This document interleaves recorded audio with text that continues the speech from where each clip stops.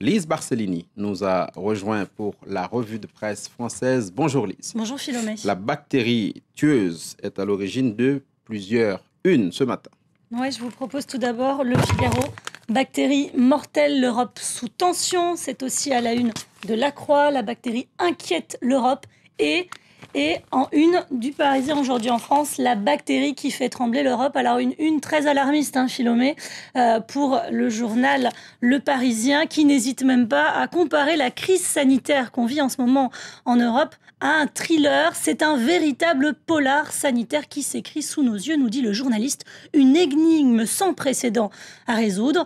Les outils d'investigation ressemblent même à ceux utilisés par la police scientifique pour les enquêtes criminelles. Un polar sanitaire que le journal suit même minute par minute. Il nous propose un petit encadré intitulé Film de la journée d'hier. 8h30, la bactérie fait une nouvelle victime. Midi, l'épidémie atteint le Royaume-Uni. 14h, 15h15, 16h30 et ça continue comme ça jusqu'à 21h. Aujourd'hui en France, qui nous propose aussi un petit schéma descriptif sur le circuit de la contamination.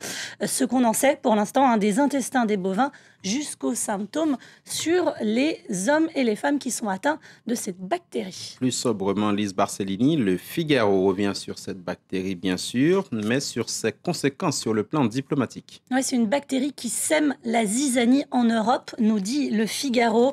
Alors, l'Espagne est très remontée contre l'Allemagne, mais aussi contre la Commission européenne. La Russie est venue se mêler à l'affaire et la Commission européenne l'a rappelé à l'ordre. Mais pour Le Figaro, qui se montre très critique contre la Commission européenne, il nous dit qu'elle fait face à l'habituel télescopage entre son ambition déréglementée sur de multiples fronts et un manque de prise sur les réalités nationales.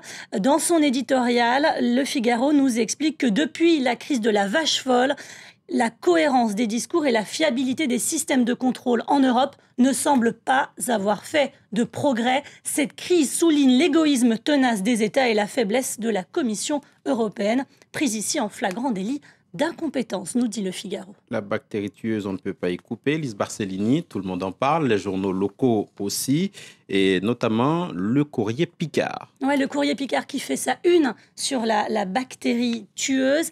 Et dans son éditorial, David Guébard se permet un peu de provocation. Il nous dit « On a affaire dans cette histoire à une panique de riches ». Pas question évidemment de minimiser cette crise, mais il rappelle que l'épidémie du virus Ebola en Ouganda fin mai, qui est-ce qui en avait parlé, Ce virus avait pourtant fait des milliers de morts en Afrique centrale depuis 1976, et le choléra en Haïti, et le chikungunya, un temps d'épidémie dont on a beaucoup moins parlé dans les journaux français. La sécheresse, autre sujet, continue d'inquiéter. Le président de la FNSEA a rendez-vous aujourd'hui au ministère de l'Agriculture, mais pas avec le ministre, mais avec celui de la Défense. Voilà, donc c'est même pas au ministère de l'Agriculture, c'est ça qui est amusant. Le président de la FNSEA, son interview est à lire dans les colonnes d'Aujourd'hui en France. Et oui, il est reçu par le ministre de la Défense. Pourquoi, me direz-vous? Parce que l'armée a trouvé un nouveau combat, aider les agriculteurs à faire face à cette sécheresse qui s'annonce historique, notamment pour le transport du fourrage et de la paille. L'armée, apparemment, a un savoir-faire en la matière. Rendez-vous donc au ministère de la Défense et pas sur l'Agriculture, comme j'ai dit par ailleurs. Merci Lise. On reparle maintenant de cette affaire de quotas dans le football français. L'affaire est close, nous rappelle Le Monde. Il y a eu juste un avertissement pour le DTN et une suspension de 10 jours pour son adjoint.